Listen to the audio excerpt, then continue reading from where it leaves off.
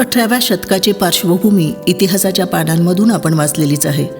4 वर्णात विभागल्या गेलेली माणसं, माणसांचाच माणसांकडूनच होणारा अमानवीय छळ, मनुवादाचा उच्छाद आणि शूद्रांची होणारी विटंबना.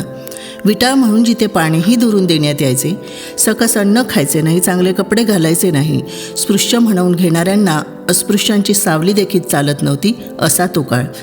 शिक्षण तर दूरचीच बात, परंतु इंग्रज राजवटीमुळे कुठेतरी चांगला बदल मात्र घडून येत होता हे निश्चित. अशा विषमतेच्या काळात 2 जानेवारी 1899 साली देवाजी बापू खोब्रागडे यांचा जन्म झाला. आज 125व्या जयंतीच्या निमित्तानं हा प्रपंच. देवाजी बापू आंबेडकरी चळवळ गतिमान करणारा चतुरस्त्र योद्धा. त्यांच्या गौरवशाली कर्तृत्वाचा लेखाजोखा मांडणं आपलं कर्तव्य आहे. एक दैदिप्यमान तारा इतिहासाच्या पटलावर लुप्त होऊ नये यासाठी हा अट्टाहास. देवाजी बापूंचा जन्म चंद्रपूर येथील दादमहाल वाड येथे झाला. देवाजी बापूंच्या आईचे नाव पैकाबाई आणि वडिलांचे नाव भिवाजी होते. भिवाजी आणि पैकाबाई यांना 1 मुलगी आणि 3 मुलगे होते. पत्रुजी, गोविंदराव, सगुणाताई आणि देवाजी बापू. देवाजी बापू 2 वर्षाचे असताना त्यांच्या वडिलांचे निधन झाले. पण पैकाबाई हिंमत हारल्या नाहीत आणि हिमतीनं आणि कष्टानं सारा व्यवसाय सांभाळत वैभव निर्माण केलं. अत्यंत प्रखर बुद्धिमत्ता असलेले देवाजी बापू यांचे शिक्षण ज्युबिली हायस्कूल येथे हायर सेकंडरीपर्यंत झाले होते. 10वीत शिकत असतानाच त्यांचा विवाह नगिनाबाग येथील बिजाबाई आणि कृष्णाजी शेंडे यांची मुलगी इंदिराबाई यांच्यासोबत झाला. इंदिराबाई आणि देवाजी बापूंचा 5 मुले आणि 2 मुली असा परिवार होता. सर्वात मोठे भाऊराव उर्फ राजाभाऊ खोब्रागडे, श्रीहरी देवाजी खोब्रागडे, शांताबाई सहारे खोब्रागडे, हेमचंद्र खोब्रागडे, श्याम खोब्रागडे, गिरीश खोब्रागडे आणि प्रेमिला रंगारी खोब्रागडे. आपल्या मुलांनी उच्च शिक्षण घेऊन खूप मोठं व्हावं अशी देवाजी बापूंची इच्छा होती आणि सगळ्या मुलांनी आपल्या वडिलांची इच्छा पूर्ण केली असं म्हटलं तर वावगं ठरू नये. लाकूड, सोना, चांदी, चुना, आमराई आणि फळे अशा विविध व्यवसायात यशस्वी असणारे देवाजी बापू हे इंग्रज सरकारचे टॅक्स पेयर होते हे उल्लेखनीय आहे. यावरून त्यांच्या वैभवाची आणि श्रीमंतीची कल्पना येते. देवाजी बापू क्वीन व्हिक्टोरिया यांना भारतीय सणानिमित्त गिफ्ट देखील पाठवित असत. व्हॉइसरॉय ऑफ इंडिया यांनी पाठवलेली थँकिंग लेटर्स आजही उपलब्ध आहेत.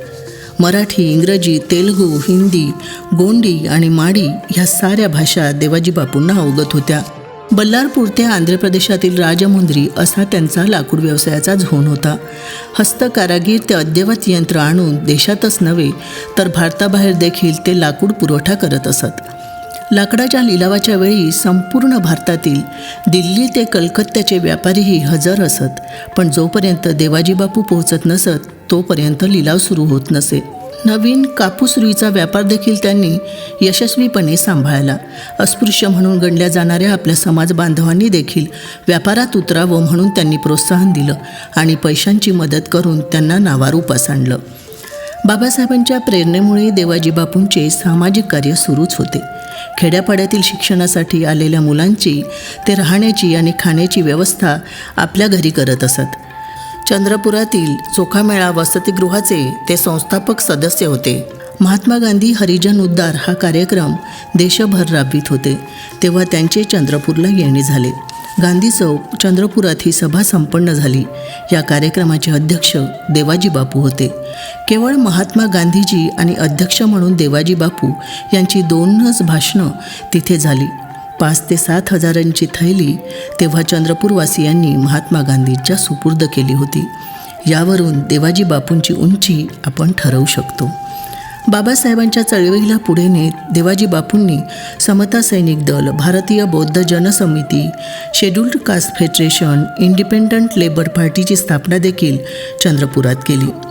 नेहमी चांदीच्या ताटात जेवणारे देवाजी बापू त्या काळात फोर्ड मोटरगाडीचे मालक होते.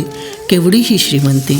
1937 साली सार्वत्रिक निवडणुका जाहीर झाल्या आणि बाबासाहेबांच्या नेतृत्वाखाली स्वतंत्र मजूर पक्षातर्फे मध्य वराड प्रांतातून देवाजी बापू पंजा या चिन्हावर निवडून आले.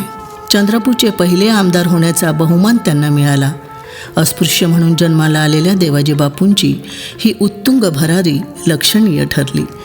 बल्लारपूरचे पहिले नगराध्यक्षपद हा बहुमानही त्यांनी भूषविला. स्वखर्चानं नगर परिषदेची मोडकळीस आलेली वास्तू त्यांनी बांधली. आपल्या कारकिर्दीमध्ये बल्लारशात इंग्रजी शाळा, आयुर्वेदिक दवाखाना त्यांनी काढला. अनेक विहारांसाठी, वाचनालयांसाठी जागा दान दिल्या. दानशूरपणा अंगी बाळगलेला असा हा तपस्वी. औरंगाबाद येथील मिलिंद कॉलेजचे संपूर्ण सागवान लाकूड देखील देवाजी बापूंनी चंद्रपूरहून पाठवले होते. केवढा हा ध्यास! स्वतःच्या मुलाला बॅरिस्टर राजाभाऊंना स्वखर्चानं उच्च शिक्षणासाठी लंडनला पाठवणे असो की बाबासाहेबांच्या शब्दांखातर आपला मुलगा राजाभाऊ समाजासाठी दान देणं असो, हे सारे प्रसंग आपल्याला अचंबित करून जातात. बाबासाहेबांप्रती असलेली निष्ठा परत एकवार सिद्ध होते. डॉक्टर बाबासाहेब आंबेडकरांनी उच्च शिक्षणासाठी पाठवलेले सर्व विद्यार्थी परत आले. तो दिवस स्वतंत्र भारताचा पहिला गणराज्य दिवस होता आणि मुंबई रोषणाईने नटली होती. आणि बॅरिस्टर राजाभाऊ खोब्रागडे यांच्या स्वागतासाठी खोब्रागडे कुटुंबीय त्यावेळी मुंबईत हजर होते.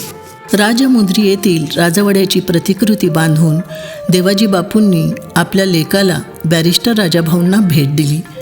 एका वडिलांनी मुलाला दिलेली ही भेट जगावेगळीच म्हणता येईल. देवाजी बापूंनी श्यामभाऊंना इंग्लंडला जाऊन व्यवसाय करण्याकरिता प्रोत्साहन दिले. देवाजी बापूंचा व्यवसाय हेमचंद्र खोब्रागडे यांनी सांभाळला. गिरीशबाबू देखील कॉन्ट्रॅक्टर म्हणून नावारूपास आले आणि राजकारणात देखील आपले प्रभुत्व त्यांनी सिद्ध केले. पक्षाला एक वेगळा आयाम प्राप्त करून दिला. बॅरिस्टर राजाभाऊ खोब्रागडे यांनी प्रवीण टिंबर मार्ट या नावाने व्यवसाय सुरू केला होता. रिपब्लिकन पक्षाची स्थापना देवाजी बापूंच्या साक्षीनेच झाली होती. माजी केंद्रीय अर्थराज्यमंत्री शांतारामजी पोटदुखे यांनी सुरू केलेल्या विविध भारती या साप्ताहिकाचं प्रकाशन देवाजी बापू यांच्या हस्ते झालं होतं. डॉक्टर बाबासाहेब आंबेडकरांनी नागपूरला दीक्षा घेण्याचं निश्चित केलं तेव्हा मुंबईला जाऊन चंद्रपूरलाही दीक्षा द्यावी म्हणून देवाजी बापूंनी बाबासाहेबांना विनंती केली आणि चंद्रपूरला ऐतिहासिक महत्त्व प्राप्त झाले. डॉक्टर बाबासाहेब आंबेडकरांचे महापरिनिर्वाण झाले तेव्हा देवाजी बापू वैनगंगा नदीच्या तीरावर तारसा येथे होते. तेव्हा त्यांनी बाबासाहेबांच्या स्मरणार्थ स्तंभ उभा केला होता. आजही तो स्तंभ तिथे उभा आहे. कोर्टातील न्यायाधीश पॅनल सदस्य, फिमेल एज्युकेशन सोसायटीचे संस्थापक सदस्य म्हणूनही त्यांचे नाव आदराने घेतले जाते. अशा ह्या थोर विभूती अर्थात देवाजी बापू खोब्रागडे यांचे 28 जून 1966ला निर्वाण झाले आणि एका सूर्याचा अस्त झाला. देवाजी बापूंचा अर्धाकृती पुतळा कर्तृत्वाची साक्ष देत खोब्रागडे भवनासमोर आजही दिमाखात उभा आहे.